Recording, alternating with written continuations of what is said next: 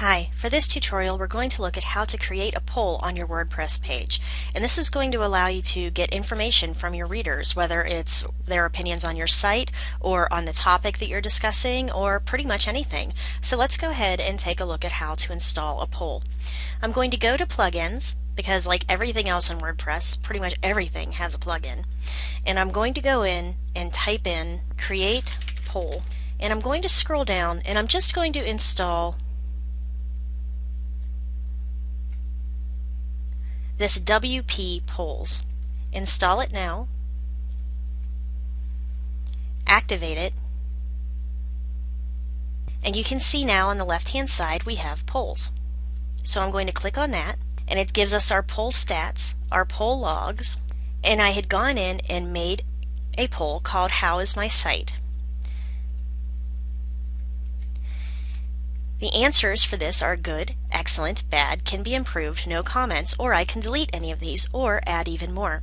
And over here to the right you'll see that it shows how many votes each one of these answers gets.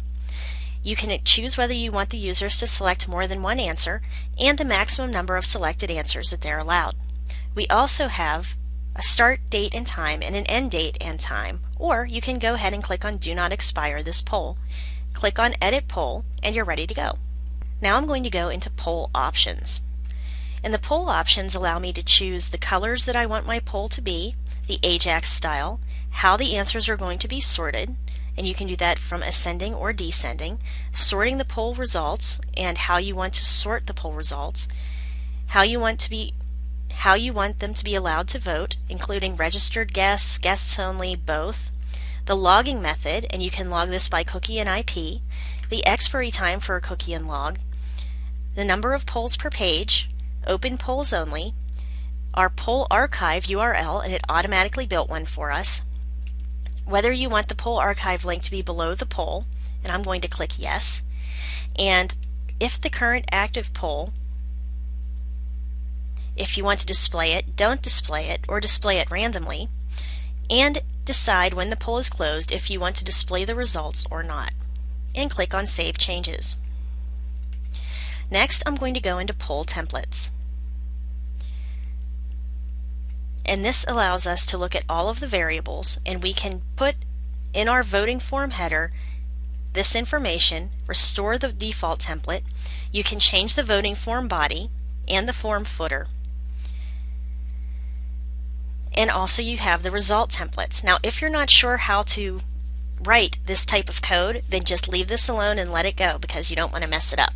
So you can go all the way down to the bottom. You can also choose your miscellaneous templates if the polls are disabled or if there's a poll error, and click Save Changes. You can also uninstall WP Polls right here. So let's go ahead into my plugins and scroll down, and here are my WP Polls. Now in Appearance I'm going to go into my widgets.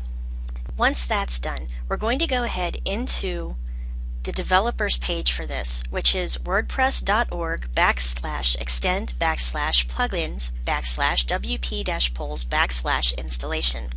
And right here he has code that he would like us to enter into our sidebar. So I'm going to go back into my dashboard, into my appearance, into my editor.